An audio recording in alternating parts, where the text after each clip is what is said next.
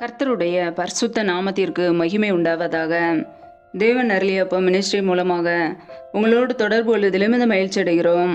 இன்றைக்கும் இந்த நாளிலும் தேவன் நமக்கு கொடுக்கிற வார்த்தை யோவான் எழுதிய சுவிசேஷ பகுதி 16ஆம் அதிகாரம் 8ஆம் வசனம். அவர் பாவத்தை குறித்தும் நீதியை குறித்தும் நியாய தீர்ப்பை குறித்தும் உலகத்தை கண்டித்து உணர்த்துவார். ஹல்லேலூயா. கிறிஸ்துவுக்குள் பிரியமானவர்களே, கர்த்தருடைய வார்த்தை சொல்கிறது, பரிசுத்த ஆவியானவர் வந்தவுடன் முதலாவது பாவத்தை குறித்தும் நீதியை குறித்தும் நியாய தீர்ப்பை குறித்தும் உலகத்தை கண்டித்து உணர்த்துவார் என்று கர்த்தருடைய வார்த்தை தெளிவாக சொல்கிறது. பிரியமானவர்களே, நம்முடைய வாழ்க்கையிலே பரிசுத்த ஆவியானவர் நமக்குள் வந்தவுடன் முதலாவது பாவத்தை குறித்து நமக்கு உணர்த்துவார். நாம் தேவனுக்கு விரோதமான பாவங்களை செய்யும்போது, அவருடைய வார்த்தைக்கு கீழ்ப்படியாமல் வாழும்போது, துன்மார்க்கமாய் ஜீவிக்கும் போது நம்முடைய வாழ்க்கையிலே இது பாவம் என்பதை பரிசுத்த ஆவியானவர் நமக்கு உணர்த்துவார். பரிசுத்த ஆவியானவர் ஒவ்வொரு நாளும் நம்மை பரிசுத்த வழியிலே நடத்துவார். இந்த உலக பாவங்களுக்கு, உலக சிற்றின்மங்களுக்கு, உலக அசுத்தங்களுக்கு, விபச்சார பாவங்களுக்கு, வேசித்தனங்களுக்கு விலக நம்மை அவர் ஒவ்வொரு நாளும் கற்றுக் கொடுப்பார். வேத வசனத்தின்படி நம்மை நடத்துவார். சத்திய வழியிலே நடத்துவார். உண்மையாய் நடக்க நமக்கு கற்றுக் கொடுப்பார். நம்முடைய வாழ்க்கையிலே நமக்குள்ளே ஆவியானவர் பேசுகிறாரா?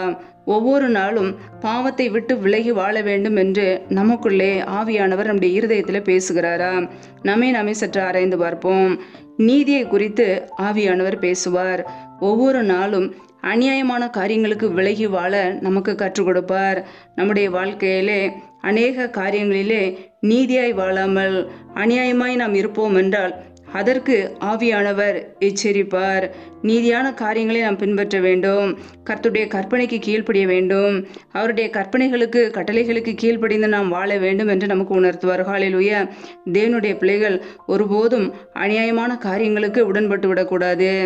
நீதியோடு, நியாயத்தோடு, உண்மையோடு வாழ வேண்டும். நீதியாய் நடப்பதற்காக நமக்கு அவர் கற்றுக் கொடுப்பார். நியாய தீர்ப்பை குறித்தும் உலகத்தை கண்டித்து உணர்த்துவார். பிரியமானவர்களே, மரணத்துக்கு பிறகு எல்லா மனிதனுக்கும் நியாய தீர்ப்பு இருக்கிறது என்பதை ஆவியானவர் கண்டித்து உணர்த்துவார். நம்முடைய வாழ்க்கையிலே அந்தரங்கமான செய்கிற ஒவ்வொரு காரியங்களும், அது நன்மையானாலும் தீமையானாலும் தேவன் நியாய தீர்ப்பிலே கொண்டு வருவார். ஹல்லேலூயா. ஒவ்வொரு நாளும் கர்த்தருடைய பிள்ளைகள் எப்படி வாழ்கிறோம், அந்தரங்கத்திலே யாரும் பார்க்க மாட்டார்கள் என்று சொல்லி துணிகரமாக செய்கிற பாவங்கள், அக்கிரமங்கள் எல்லாம் ஒரு நாள் நியாய தீர்ப்பிலே வரும். நாம் செய்கிற நன்மைகளையும் தேவன் நியாய தீர்ப்பிலே கொண்டு வருவார். நன்மை செய்கிறவர்களுக்கு நித்திய ஜீவன், தீமை செய்கிறவர்களுக்கோ ஆக்கினை என்று வேதம் சொல்கிறது. பிரியமானவர்களே, இரண்டாம் மரணமாகிய அக்னி கடல் என்று வேதத்தில் எழுதப்பட்டிருக்கிறது. யாரெல்லாம் தீமை செய்கிறார்களோ, மனம் திரும்பாமல் வாழ்கிறார்களோ, துன்மார்க்கமாய் ஜீவிக்கிறார்களோ அவர்களுக்கு இரண்டாம் மரணமாகிய அக்னி கடல் ஆயத்தம் பண்ணப்பட்டு இருக்கிறது. கர்த்தருடைய பிள்ளைகள் பரிசுத்த ஆவியானவர் நமக்குள் பரிசுத்த வழியிலே நடத்தும் போது சத்திய ஆவியானவருக்கு நாம் கீழ்ப்படிய வேண்டும். அவர் பாவத்தை குறித்து நம்முடைய வாழ்க்கையிலே பேசும்போது பாவத்தை விட்டு விலகி வாழ வேண்டும். அநியாயமான காரியங்களுக்கு விலகி அவர் நீதியை கற்றுக் கொடுக்கும் போது நீதியான காரியங்களுக்கு கீழ்ப்படிந்து வாழ வேண்டும். நியாய தீர்ப்பை குறித்து உலகத்தையே கண்டித்து உணர்த்துவார். இந்த உலகத்தில் உள்ள எல்லா ஜனங்களுக்கும் மரணத்துக்கு பிறகு நியாய தீர்ப்பு உண்டு என்பதை பரிசுத்த ஆவியானவர் கண்டித்து உணர்த்துவார். ஹல்லேலூயா. சத்திய ஆவியாகி அவர் வரும்போது நம்மை அவர் சகல சத்தியத்திற்குள்ளும் வழி நடத்துவார். வேத வசனங்களுக்குள்ளே நடத்துவார். அவர் அவருடைய சுயமாய் பேசாமல் பிதாவின் சித்தத்தை நமக்கு அறிவிப்பார். ஹல்லேலூயா. வரப்போகிற காரியங்களை நமக்கு அறிவிப்பார், வெளிப்படுத்துவார். பரிசுத்த ஆவியானவர் ஒவ்வொரு நாளும் நமக்குள்ளே இருக்கும்போது வரப்போகிற காரியங்களை நமக்கு வெளிப்படுத்துவாராம். பிரியமானவர்களே, நம்முடைய வாழ்க்கையில் நடப்போகிற காரியங்கள் எல்லாவற்றையும் அவர் வெளிப்படுத்துவார். தேவ சமூகத்திலே காத்திருந்து ஜெபிக்கும் பொழுது, கர்த்தருடைய பிள்ளைகள் உண்மையாய் வாழும்போது கர்த்தர் வரப்போகிற எல்லா காரியங்களையும் நமக்கு அறிவிப்பார். ஹல்லேலூயா. கர்த்தருடைய பிள்ளைகள் பரிசுத்த ஆவியானவருக்கு இடம் கொடுப்போம். பரிசுத்த வழியிலே நடப்போம். சத்திய ஆவியாக அவர் வரும்போது நம்மை அவர் சகல சத்தியத்துக்குள்ளும் நடத்துவார். வேத வசனங்களின் படி வாழ நமக்கு கற்றுக் கொடுப்பார். அவருடைய வார்த்தைக்கு கீழ்ப்படிந்து வாழ்வோம். நித்திய ஜீவனை நாம் சுதந்திரித்துக் கொள்வோம். ஹல்லேலூயா. கர்த்தர் தாமே இந்த வார்த்தையின்படி உங்களை ஆசீர்வதிப்பாராக. ஆமேன். நாமே அவருடைய சமூகத்திலே தாழ்த்தி அர்ப்பணித்து ஜெபிப்போம். ஜெபம். எங்களை அதிகமாய் நேசிக்கிற எங்கள் அன்பின் பரலோக தகப்பனே, துதிக்கிறோம், ஸ்தோத்திரிக்கிறோம் அப்பா. இந்த நாளில் கூட வார்த்தைகளோடு எங்களோடு பேசினீர். அதற்காக உமக்கு ஸ்தோத்திரம் ஸ்தோத்திரம் ஸ்தோத்திரம். ஒவ்வொரு நாளும் கனின்மணி போல் எங்களை பாதுகாத்து கிருபையோடு ஜீவனோடு வைத்திருக்கிறீரே உமக்கு நன்றி நன்றி நன்றி. இந்த நாள் முழுவதும் எங்களை பத்திரமாய் பாதுகாத்து கொள்ளுங்கப்பா. கனின்மணி போல் எங்களை பாதுகாத்து கிருபையோடு ஜீவனோடு வைத்திருக்கிறீரே நன்றியப்பா. யாரெல்லாம் இணைந்து ஜெபிக்கிறார்களோ ஒவ்வொரு குடும்பங்களையும் இன்றைய கரங்களிலே அர்ப்பணிக்கிறோம். பிள்ளைகள் செய்கின்ற வேலைகளை, தொழில்களை, வியாபாரங்களை ஆசீர்வதிங்க. கையின் பிரயாசங்கள் வறுமையாய் போகாதபடிக்கு, வீண் செலவுக்கு போகாதபடிக்கு, மருத்துவ செலவுக்கு போகாதபடிக்கு என் தேவன் ஆசீர்வதித்து உயர்த்துவீராக. எந்தெந்த குடும்பங்களிலெல்லாம் என்னென்ன தேவைகளுக்காக ஜெபிக்கிறார்களோ பிள்ளைகள் வாழ்க்கையில் உள்ள எல்லா தேவைகளும் சந்திக்கப்படட்டும். வறுமையான சூழ்நிலைகள் எல்லாவற்றையும் மாற்றி ஆசீர்வதிங்கப்பா.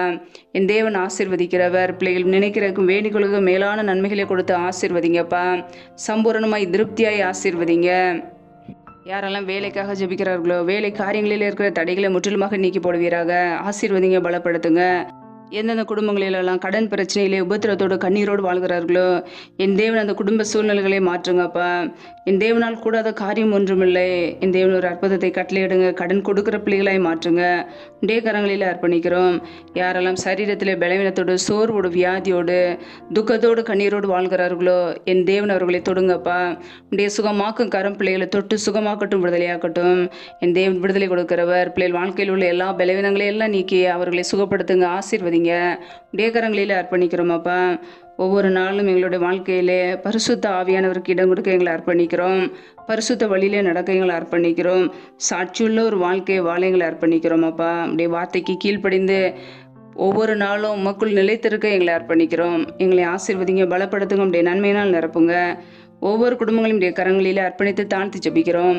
ஆசீர்வதித்து பெருக பண்ணுங்க. இயேசு கிறிஸ்துவின் மூலம் ஜெபிக்கிறோம் எங்கள் ஜீவனுள்ள நல்ல பிதாவே, ஆமேன். கர்த்தர் தாமே உங்களையும் உங்கள் குடும்பங்களையும் ஆசீர்வதிப்பாராக. ஆமேன். Thanks for watching. Please subscribe our channel.